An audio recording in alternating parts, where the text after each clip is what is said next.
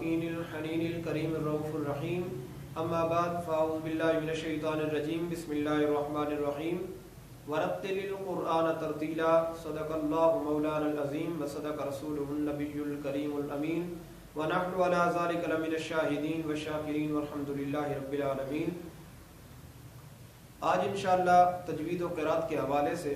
اور تجوید و قرات کے موضوع پر آپ کی خدمت میں حاضر ہوا ہوں، کیونکہ بہت سے لوگ کہتے ہیں کہ تجوید و قرات پڑھنا اور تجوید و قرات کا کورس کرنا اور تجوید و قرات اتنی اہمیت نہیں رکھتی، لہٰذا یہ ٹائم ضائع کرنا ہے۔ تو آج انشاءاللہ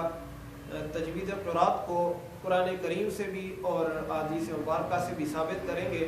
دعا ہے کہ اللہ تبارک و تعالی ہم سب کو قرآن کریم تجوید کے ساتھ کما حقہ پڑھنے کی اور پڑھانے کی توفیق عطا فرمائے۔ اللہ تبارک و تعالی نے اپنی پاک اور لاریب اور مقدس کتاب کے اندر ارشاد فرمایا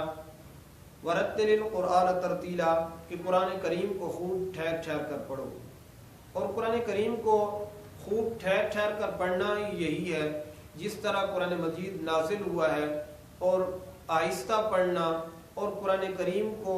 جو حرف ہوتے ہیں اس کا ایک ایک حرف اپنے اپنے مخرج سے ادا کرنا، اس وجہ سے یہ کہا گیا ہے کہ قرآن کریم کو خوب ٹھہر ٹھہر کر پڑھو۔ اسی طرح اور کئی مقامات پر قرآن مجید کے اندر آیا ہے، جس طرح کہ الذین آتیناہم الکتاب یتلونہ حق تلاوتہ کہ قرآن کریم کو لوگ پڑھتے ہیں، اس کی تلاوت ادا کرتے ہیں اور اس طرح کرتے ہیں جس طرح تلاوت کرنے کا حق ہے، حق تلاوتہ۔ تو اسی طرح ایک حدیث مبارکہ بھی ہے، حضرت زید بن ثابت رضی اللہ تعالیٰ عنہ سے روایت ہے کہ ان اللہ یحب ان یقرأ القرآن کما انزل، بے شک اللہ تبارک و تعالی یہ بات پسند فرماتا ہے کہ قرآن کریم کو ایسا پڑھا جائے جس طرح اس کا پڑھنے کا حق ہے، اور جس طرح یہ نازل ہوا ہے اس طرح اس کی تلاوت کی جائے جس طرح یہ نازل ہوا ہے۔ تو یہ نازل بھی اسی طرح ہوا ہے کہ جس طرح ایک لغت ہوتی ہے، اور اس کو لغت کے اعتبار سے اور لغت کو مد نظر رکھتے ہوئے اگر پڑھا جائے تو وہ اس کا معنی بھی ٹھیک ہوتا ہے اور اس کو سمجھنے والا آدمی ٹھیک طریقے سے سمجھ بھی سکتا ہے۔ تو اسی طرح قرآن مجید بھی تجوید کے ساتھ نازل ہوا ہے۔ تو